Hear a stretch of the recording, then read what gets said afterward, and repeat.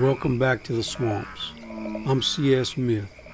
On this channel, we don't just chase ghosts, we document the things that breathe in the mud. Methodical, documented, terrifyingly real. Tonight, we head back into the bayou. The title for today's story is The Beast of Beau Bayou. People who grew up around the Atchafalaya Basin learn early on that a swamp doesn't belong to them. You can borrow it, you can fish its waters, you can trap its waters and shorelines. You can run your boat through its cypress shadows, but the swamp always reminds you whose home you're visiting. Most folks fear the gators, others fear the rougarou, but the old Cajun fishermen sitting outside bait shops in the little towns surrounding the basin would shake their heads at these stories and speak about something else. A black bear. Not just any bear. A giant, mean, smart. A creature that had learned to hate people. They called it the Beast of Beau Bayou. No one knew exactly when it started. The first stories were easy to dismiss. A tourist cooler ripped open, a flattened campsite, deep claw marks that ripped open the side of fishing boats. Then came the disappearances. A man from Baton Rouge vanished while fishing the murky black waters. Searchers found his boat days later floating in the Grevenberg Canal, out of gas, its ignition still in the run position. Fishing rods and life jackets still in their place. They found 4 long gouges on the side of the boat. Searchers blamed it on alligators. The newspapers said it was an accidental drowning, but the locals knew better. Something had changed in Beau Bayou, and whatever called that stretch of bayou home had lost its fear of man. I'd heard these stories my whole life. I had no fear. I figured that's all they were, was stories, meant to keep the tourists away, or maybe the lure, just a tactic to get more tourists to visit these little towns. Either way, I wouldn't let the stories keep me out of one of the best fishing places in the basin. I had heard that nice-sized blue cats were stacking up in the deep channels. So I loaded my old wooden skiffs and I headed out just before daybreak. I took a headlight, a couple of fishing poles, tackle box, coffee, and my shotgun. The swamp greeted me with its usual chorus. Tree frogs, crickets, the distant splash of garfish twirling in the waters. Spanish moss hung from cypress trees like velvet drapes in a funeral parlor. The morning fog drifted slowly over the black waters. It was beautiful, peaceful, almost enough to make a man forget his troubles. About an hour after sunrise, I rounded a bend where Beau Bayou narrowed between towering water oaks. That's where I saw the first signs. A fiberglass canoe sat lodged against the bank, its side ripped open. Nearby, muddy footprints, one set, barefoot, running. I tied my boat to a small willow and climbed onto the bank. The mud sucked at my boots. Mosquitoes swarmed overhead. Dragonflies buzzed around me, feasting on the mosquitoes. The woods had gone strangely quiet. No birds sang, no squirrels, nothing. I followed the footprints 20 yards or so inland. The tracks vanished. Then I saw the tree. The bark had been peeled away nearly 7 foot high. Claw marks gouged deep into the trunk.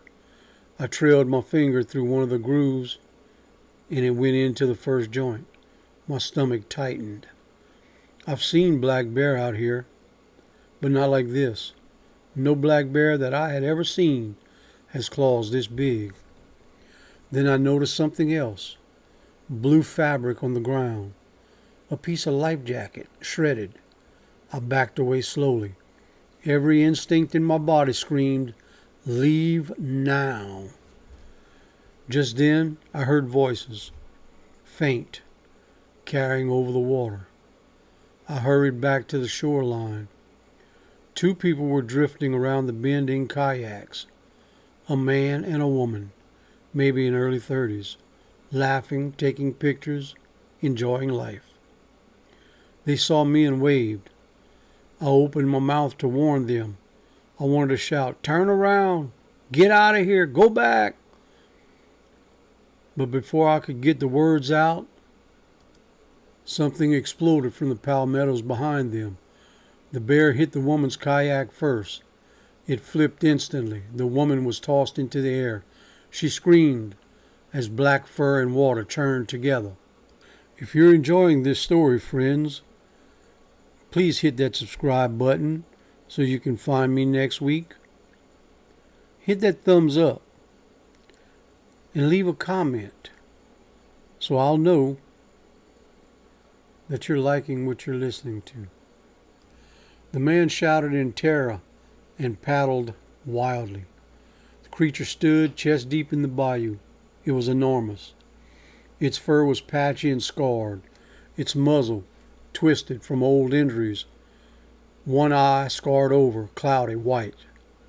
The other was fixed on the man with what could only be described as terrifying intelligence. I'd seen my share of black bear. This was not one. It towered over the waters. Its shoulders rolled with muscle. New and old scars crisscrossed its body, and around its neck I saw a rusted chain. It hung buried beneath the fur, as if long ago someone had tried to keep it captive. The woman disappeared below the water. The man screamed of her name. I grabbed my shotgun. I fired. The blast echoed through the basin. The bear jerked, turned, looked directly at me. It wasn't fear I saw in that single good eye. It almost looked like sympathy, but that couldn't be. Bears didn't feel like humans did. I hurriedly stepped into my boat and untied the rope as the man climbed aboard. He was bleeding, crying, shouted, "Go, go, go!" The bear surged through the water toward us. I fired again. The blast struck it in the shoulder. It did not slow. I slammed the throttle forward. The engine roared. My small boat tore down Bayou while the bear crashed through the waters behind us. He was on the bank now, running after us. Branches snapped, trees shook. The creature followed us, keeping pace. No animal of that size should have been able to move that fast. The man shouted beside me, "What is that?" I didn't answer. How could I? Because I didn't know. Then I noticed something worse. The thing was no longer chasing us. It had stopped. It stood under the cypress trees, watching, waiting, almost as though it knew exactly where we were going. When we got into Grevenberg Canal, I slowed and I dialed 911 and explained what had just happened. When we reached the landing, Wildlife and Fisheries were already there. The man told them the whole story. No one believed him. Shocked, they said. We were confused. It was a tragic boating accident, pure and simple, nothing else. They searched Bayou and the surrounding area for 3 days. All they found were the destroyed kayaks, one paddle, a camera that was useless, and one sandal. Nothing else. The official report blamed a bear encounter complicated by drowning. The case was closed. Tourists stayed away for a while. Then people forgot. People always forget. By late August, they returned. The swamp was beautiful. Campers pitched tents beneath the towering moss-covered cypress trees. Children threw sticks into the water. Life in Atchafalaya moved on. But then one night, I heard scratching beneath my cabin. Slow, deliberate, like fingernails dragging across wood. I reached for my shotgun, then the scratching stopped. Then came 3 heavy thumps against the stilts holding my cabin above the swamps. Boom! Boom! Boom! Then silence. I moved to the window. Moonlight spilled across the waters below. At first, I saw nothing. Then the shadows shifted. The bear stood beneath my cabin, scarred face tilted upward. That one pale eye fixed on mine. The rusted chain hanging from its neck clinked softly as it moved. It was not here by accident. It had followed me. Then slowly, the beast turned and disappeared into the darkness. A moment later, from somewhere deep in the swamp, I heard a sound that froze the blood in my veins. It wasn't a growl. It wasn't a roar. It sounded almost human, like someone calling my name. Calm. The sound drifted between the cypress trees, soft, almost whispering. Come outside. I tightened the grip on my shotgun. Scratching began again. Only this time, it wasn't coming from below the cabin. It was coming from my front door. The doorknob began to turn, slowly. In the yellow glow of the moonlight shining below the front door, I could clearly see the shadows. Not one shadow, but 2.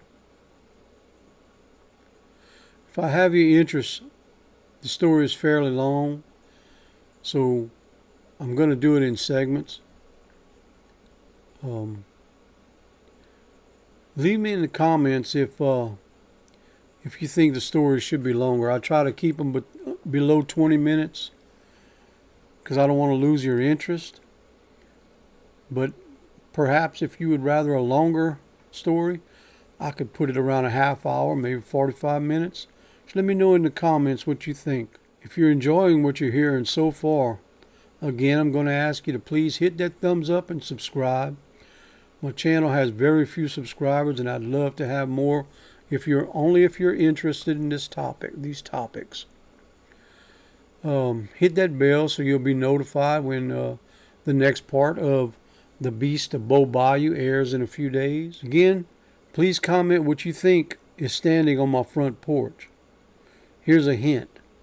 Black bear is terrifying enough, but the second shadow waiting outside of my door raises a question far more disturbing. If the bear is not alone, then what do you think is calling my name? In part 2, the secrets hidden deep within Bayou will finally begin to surface, revealing a nightmare older than the stories told by the old Cajun fishermen.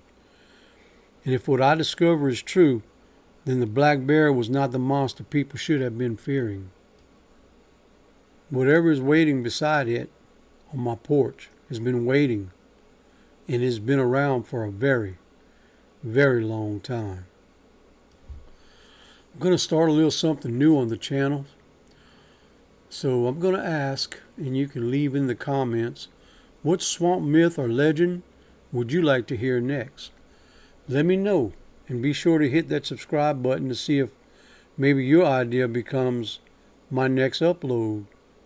Leave your name, and I'll mention that this was your idea if you would like. And with that,